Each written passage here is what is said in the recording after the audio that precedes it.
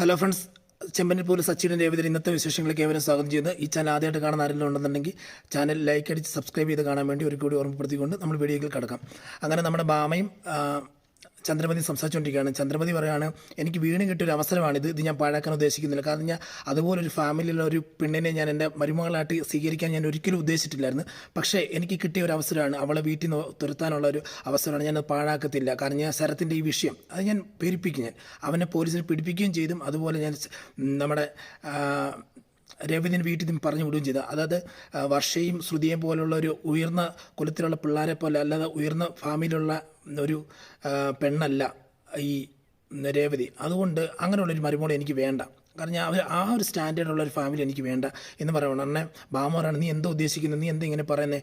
എടി ചന്ദ്രമതി, വർഷയെ പോലെ അല്ലെങ്കിൽ ശ്രുതിയെ പോലെ ഒരു മരുമോളെ നിനക്ക് കിട്ടിയിട്ടുണ്ടെന്നുണ്ടെങ്കിൽ അവർ നാളെ നിൻ്റെ രണ്ട് മക്കളെ ആമക്കളും വിളിച്ചുകൊണ്ട് പോകും. അവർ ഉറപ്പായിട്ട് നിൻ്റെ ജീവിതത്തിൽ നിന്ന് നിൻ്റെ രണ്ട് ആമക്കളെ വിളിച്ചുകൊണ്ട് പോകും. പക്ഷേ രേവതി അങ്ങനെ, രേവതി നല്ല കുടുംബത്തിൽ പറഞ്ഞ് അവൾക്ക് കുടുംബം എന്താണ്, കുടുംബത്തിന് മൂല്യം എന്താണെന്ന് തിരിച്ചറിഞ്ഞൊരു പെണ്ണാണ്. അതുകൊണ്ട് ആ പെണ്ണ് നിൽക്കുകയാണെന്നുണ്ടെങ്കിൽ നിൻ്റെ ജീവിതത്തിൽ വളരെ ഐശ്വര്യം ഉണ്ടാകും. അതുകൊണ്ട് നീ ആവശ്യമില്ലാതെ നോക്കിയും കൊണ്ട് തീരുമാനം എടുക്കണമെന്ന് പറയുമ്പോഴത്തേക്ക് നിൻ്റെ അഡ്വൈസ് ഒന്നും വേണ്ട എന്ന് തിരിച്ച് പറയുവാണ്. അത് കഴിഞ്ഞ് അടുത്ത സീൻ കാണിക്കും നമ്മുടെ രേവതിയാണ്. രേവതി അന്നത്തെ ദിവസം വൈകിട്ട് രേവതി ഇരുന്ന് ഭയങ്കര, അതായത് സച്ചി കിടന്ന് ഉറങ്ങുമ്പോഴത്തേക്ക് രേവതി ഭയങ്കരമായിട്ട് കരയുവാണ്.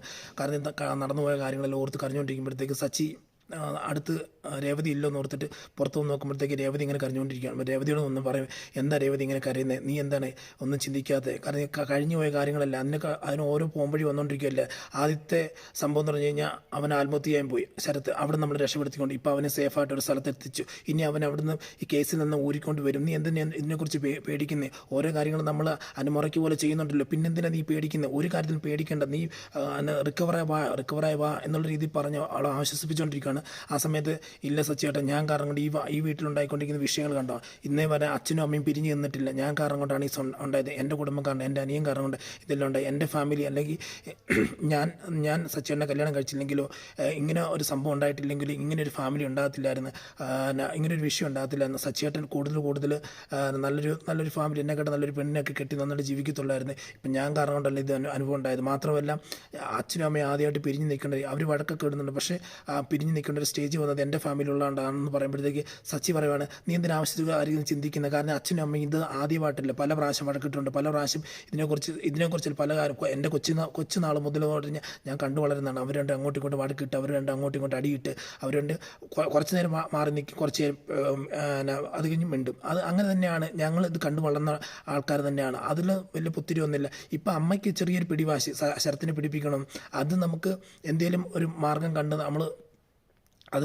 നമുക്ക് വേണ്ടെന്ന് വെക്കാം. അല്ലാതെ അതിൻ്റെ അകത്ത് കയറി ഒന്നും നീ ചിന്തിക്കണ്ട. കാരണം നീ ഇത്രയും ഭംഗിയായിട്ട് നടന്നിട്ടുണ്ട്, ഓരോ കാര്യം ഭംഗിയായിട്ട് നമുക്ക് ചെയ്യാൻ പറ്റിയിട്ടുണ്ടെങ്കിൽ ഇനി അങ്ങോട്ട് അത് ചെയ്യാൻ പറ്റും എന്ന് സച്ചി ഓർമ്മപ്പെടുത്തുന്നുണ്ട്. എന്നിട്ട് കെട്ടിപ്പിടിച്ച് അവർ കിടക്കുകയൊക്കെ ചെയ്യണം. അപ്പം കൂടുതലായിട്ട് ആശ്വസിപ്പിക്കുന്നുണ്ട്. അതാണ് നമ്മൾ ഇന്ന് കാണുന്നത്. അതുകൂടാതെ വേറൊരു കാര്യം പറയുന്നുണ്ട്. സച്ചി പറയുന്നുണ്ട്, ഈ വീട്ടിൽ ഇനിയിപ്പം എനിക്ക് രേവതി ഒരു കാര്യം പറയുന്നുണ്ട്, സച്ചിയേട്ടാ നമുക്ക് ഇതിനൊരു പോംവഴി എന്ന് പറയുമ്പോൾ നമുക്ക് രണ്ടും പിരിയാം, നമുക്ക് രണ്ടും ഇവിടുന്ന് മാറി നിൽക്കാം. നമ്മൾ രണ്ട് ഇവിടുന്ന് പോയി കഴിഞ്ഞാൽ, ഞാൻ ഇവിടുന്ന് പോയി കഴിഞ്ഞാൽ ചിലപ്പം അമ്മ തിരിച്ചു വരും. അമ്മ ആദ്യം പറഞ്ഞൊരു കാര്യം എന്ന് പറഞ്ഞാൽ നീ വീട് വിട്ടിറങ്ങണമെന്നാണല്ലോ പറഞ്ഞേക്കുന്നത്. അതുകൊണ്ട് ഞാൻ വീട് വിട്ടിറങ്ങി കഴിഞ്ഞാൽ ഇതിൻ്റെ അകത്ത് നല്ലൊരു മാർഗം തുറന്നു കിട്ടും, അപ്പം അമ്മ തിരിച്ചു വരും എന്നൊക്കെ പറയുമ്പോഴത്തേക്ക് സച്ചി പറയാണ്, അതൊന്നും എന്തിനാ നീ നോക്കുന്നേ? കാരണം അമ്മ വഴക്കുണ്ടാക്കി പോയി തിരിച്ചു വരും. പക്ഷേ എനിക്ക് നിന്നെക്കുറിച്ച് നീ പറഞ്ഞ ഈ കാര്യം വളരെ മോശമാണ്, നീ ഇത് ആവർത്തിക്കരുത്.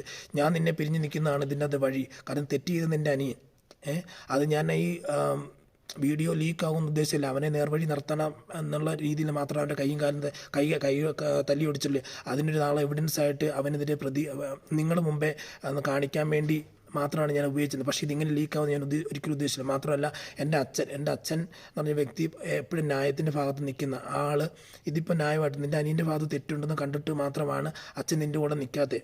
അതുകൊണ്ട് പക്ഷേ നമ്മളെ എതിർക്കത്തൊന്നുമില്ല അച്ഛൻ. അതുകൊണ്ട് അച്ഛൻ ഇവിടെ ഒറ്റയ്ക്കാണ്, അമ്മ ഇറങ്ങിപ്പോയി. പക്ഷേ അച്ഛൻ ഒറ്റയ്ക്കായതുകൊണ്ട് എനിക്ക് അച്ഛനെ സപ്പോർട്ട് ചെയ്തേ പറ്റൂ, അച്ഛൻ്റെ കൂടെ നിന്നേ പറ്റൂ.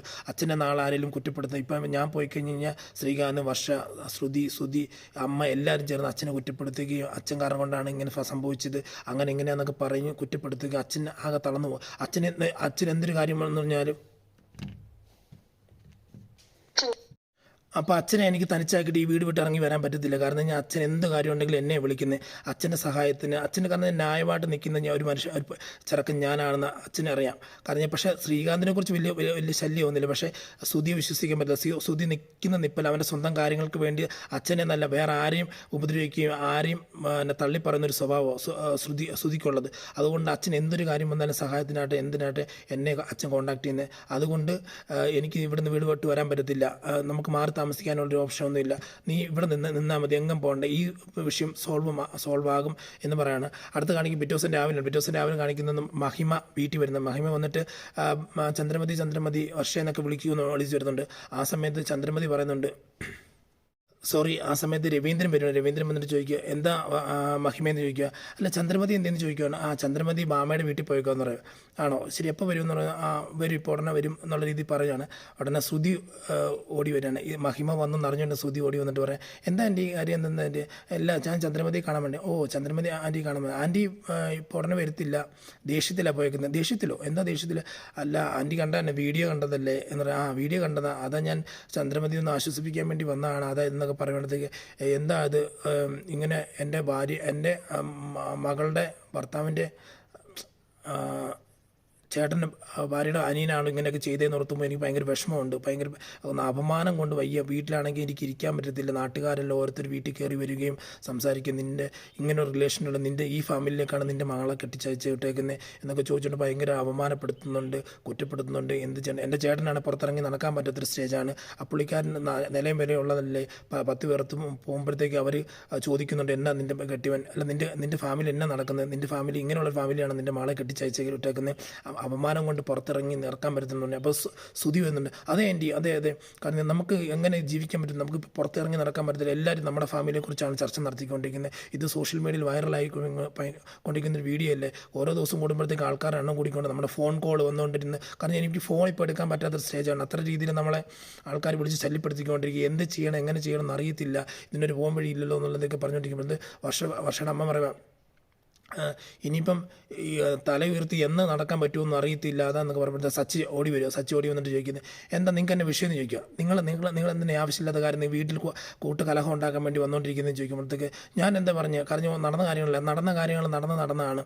നിങ്ങളുടെ കെട്ടിയവനും തെറ്റിയതുണ്ട്. നിങ്ങളുടെ കെട്ടിയവൻ എന്ന് പറഞ്ഞാൽ കള്ളത്തരത്തിൻ്റെ ആശാനാണ്. കള്ളത്തരം മാത്രം കാണിച്ച് കാശുണ്ടാക്കാൻ വേണ്ടി നിൽക്കുന്ന ആൾക്കാരാണ്. കാരണം എത്രത്ത് കൈയിട്ട് വാരിയിട്ടുണ്ട്, എത്രത്ത് കള്ളപ്പണം കൊണ്ടുപോയിട്ടുണ്ട്. പാവപ്പെട്ടവൻ്റെ കാശ് കൊണ്ട് മുക്കി തിന്നുകൊണ്ടിരിക്കുന്നേ അല്ലേ എന്നുള്ളതൊക്കെ ചോദിക്കുകയാണ്. അതൊക്കെ ഒന്നുമില്ല, അതിലൊന്നും തെളിവൊന്നും ഇല്ലല്ലോ എന്ന് പറയുമ്പോഴത്തേക്ക് തെളിവില്ലെങ്കിലും നിങ്ങളുടെ കെട്ടിവൻ ഇങ്ങനെ തന്നെയാണ് ജീവിക്കുന്നത്, അതിനൊക്കെ നമുക്ക് നിങ്ങളുടെ കെട്ടിവനെ കുറിച്ച് നന്നായിട്ട് അറിയാമെന്ന് പറയുമ്പോഴത്തേക്ക് ഇല്ല അങ്ങനെയൊന്നും ഇല്ല. അപ്പം നിൻ്റെ കെട്ടിവൻ നിൻ്റെ അളിയൻ ചെയ്തത് വളരെ മോശമായി. അതിന് മാത്രം അതിന് എവിഡൻസ് ഉണ്ട്, സോഷ്യൽ മീഡിയയിൽ പരക്കുന്നില്ല ചോദിച്ചാൽ അതിനെക്കുറിച്ച് നിങ്ങൾ വലിയ രീതിയിൽ ഭാരപ്പെടുന്നുണ്ട്. അങ്ങനെ നിങ്ങൾക്ക് ഭാരമുണ്ട് കുറച്ച് നേരം മാറി എന്ന് കരഞ്ഞാൽ മതി, അതിനെക്കുറിച്ച് കൂടുതലായിട്ട് ചിന്തിക്കുകയൊന്നും വേണ്ട എന്ന് പറയണ ഉടനെ രവീന്ദ്രൻ പറയാം സച്ചി നീ എന്തിനാ വന്നേ, നീ പുറത്ത് പോകാൻ വന്നില്ല, നിങ്ങളാണ് പുറത്ത് ഓക്കെ നിങ്ങളുടെ കാര്യം പോകാം. എന്നിട്ട് മഹിമയോട് പറയണേ മഹിമേ നീ ഇവിടെ വന്നത് എന്തിനാ വന്നേ, വർഷയും ചന്ദ്രമതിയെ കാണാൻ വേണ്ടി വന്നല്ലേ, അപ്പം അത് കണ്ടിട്ട് പൊക്കോ, ചന്ദ്രമതി ഇവിടെ ഇല്ല, വർഷം മേലെ കൊണ്ട് പോയി കണ്ടിട്ട് പൊക്കോ എന്ന് പറയാം.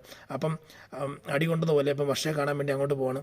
അപ്പോൾ വർഷ ഇറങ്ങി വന്നിട്ട് അമ്മ എപ്പോഴാണ് വന്നേ എന്താണെന്ന് ചോദിക്കുമ്പോൾ നീ ഇങ്ങോട്ട് വന്നേന്ന് പറഞ്ഞ് റൂമിലേക്ക് വിളിച്ചുകൊണ്ട് പോവാണ്.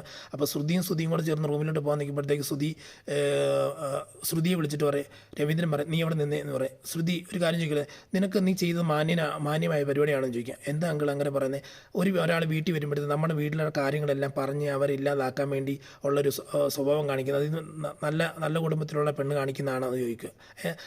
അതല്ലാതെ മഹിമാൻ്റി നമ്മുടെ കുടുംബമല്ലേ, എന്ത് നമ്മുടെ കുടുംബം, നമ്മളിവിടെ തങ്ങുന്നവരാണ് നമ്മുടെ കുടുംബം. പുറത്തുനിന്ന് ആൾക്കാർ വന്നിട്ട് അവർ 10 പേർ പറഞ്ഞു കിടക്കാനുള്ളൊരു ഇതുണ്ട്. നീ എന്തിനാവശ്യമില്ലാത്ത കാര്യം പറഞ്ഞ് വീട്ടിൽ അലമ്പുണ്ടാക്കുന്നത്, ഇത് മേലെ ഇനി ആവർത്തിച്ചിരിക്കുന്നത്, ഇനി ആവർത്തിച്ചിട്ടുണ്ടെങ്കിൽ ഇനി ഇതെല്ലാം സംഭവിക്കാൻ പോകുന്നത്, ഇതിന് അപ്പുറം നീ കാണും കേട്ടോ എന്ന് പറയുമ്പോഴത്തേക്ക് അപ്പം ശ്രുതി പറയാണ് അപ്പം അച്ഛ അത് ശരത്ത് ചെയ്തത് ശരിയാണോ, ശരത്ത് ചെയ്തത് തെറ്റല്ലേ, അപ്പം അതുകൊണ്ടല്ലേ ഇങ്ങനെ ഇപ്പോൾ സംഭവിക്കുന്നത് ശ്രുതി പറഞ്ഞു കൊടുക്കേണ്ടതായിട്ട് വന്ന്, അപ്പം നീ ചെയ്തത് ശരിയാണോടാ, നീ പൈസ എടുത്തുകൊണ്ട് പോയത് മാന്യമായിട്ടുള്ള പരിപാടിയാണല്ലോ. അപ്പം ആകെ വെപ്രാളം കൊണ്ട് നിൽക്കുക. കാരണം വെപ്രാളം എന്ന് പറഞ്ഞാൽ എന്ത് പറയണം, അച്ഛനോട് എന്ത് പറയണം, എന്ത് പറയണ്ട എന്നുള്ള രീതി ശ്രുതി നിൽക്കുകയാണ്. അപ്പം അത് കഴിഞ്ഞ് തന്നെ അടുത്ത സീൻ കാണിക്കുന്ന ദേവ് വിളിച്ചിട്ട് ചേച്ചി ഒന്ന് വിളിക്കുമ്പോഴത്തേക്ക് രേവതി ഫോൺ എടുത്തിട്ട് പറയാം, എന്താ മോളെന്ന് ചോദിക്കുമ്പോഴത്തേക്ക് പറയാം, ചേച്ചി പോലീസുകാർ വന്ന് പോലീസ് ജീപ്പിൽ അമ്മേനെ കെട്ടിക്കൊണ്ട് ഇങ്ങോട്ട് പോകുന്നു, സ്റ്റേഷനിൽ പോകുന്നു. ഞാനിപ്പോൾ സ്റ്റേഷനിൽ നിൽക്കുക. കാരണം കഴിഞ്ഞാൽ നിങ്ങളുടെ മകനെ, അതായത് ശരത്തിനെ തിരിച്ച് കിട്ടിയില്ല, ഇത്ര ദിവസം കൊണ്ട് തിരിച്ച് കിട്ടില്ല, അവനെ നിങ്ങളാണോ ഒളിപ്പിച്ചേക്കുന്നത്, അതുകൊണ്ട് മര്യാദയ്ക്ക് കൊണ്ട് തന്നോ എന്ന രീതി പറഞ്ഞ് വിളിപ്പിച്ചിട്ടുണ്ട്. അതുകൊണ്ട് ഇപ്പോൾ സ്റ്റേഷനിലാണ്, ഞാൻ എന്തെങ്കിലും ചെയ്തേ പറ്റത്തുള്ളൂ എന്ന് പറയുമ്പോഴത്തേക്ക് രേവതി കരയാൻ തുടങ്ങി. ഉടനെ ശരത്ത് സച്ചി ഇതെല്ലാം അടുത്ത് നിന്ന് കേൾക്കുന്നുണ്ട്. സച്ചി പറഞ്ഞ, നീ പേടിക്കേണ്ട, നമ്മൾ ഇതിന് പരിഹാരം കാണാം. രേവതി, നീ പെട്ടെന്ന് പോയി ഒരുങ്ങി കഴിഞ്ഞ് കഴിഞ്ഞാൽ ബാക്കിയുള്ള കാര്യങ്ങൾ നമ്മൾ നോക്കാം എന്ന് പറഞ്ഞ് പെട്ടെന്ന് പോയി രേവതി പറഞ്ഞു വിടുന്ന സീനാണ് നമ്മളിത് കാണുന്നത്. അതിനാൽ പ്രേക്ഷകർ വ്യൂവേഴ്സ്, നിങ്ങളെല്ലാവരും കൂടുതലായിട്ടും ഈ വീഡിയോ കാണാൻ വേണ്ടി ഞാൻ ആവശ്യപ്പെടുന്നു. കാണുന്നൊരു ലൈക്ക് അടിച്ച് സബ്സ്ക്രൈബ് ചെയ്ത് കാണാൻ വേണ്ടി ഓർമ്മപ്പെടുത്തിക്കൊണ്ട് അടുത്ത ദിവസം നല്ല നല്ല വിശേഷങ്ങളായിട്ട് വരാമെന്ന് പറഞ്ഞുകൊണ്ട് ഇന്നത്തെ വീഡിയോയിൽ നിന്ന് വിട പറയുന്നു. Signing off. Thank you.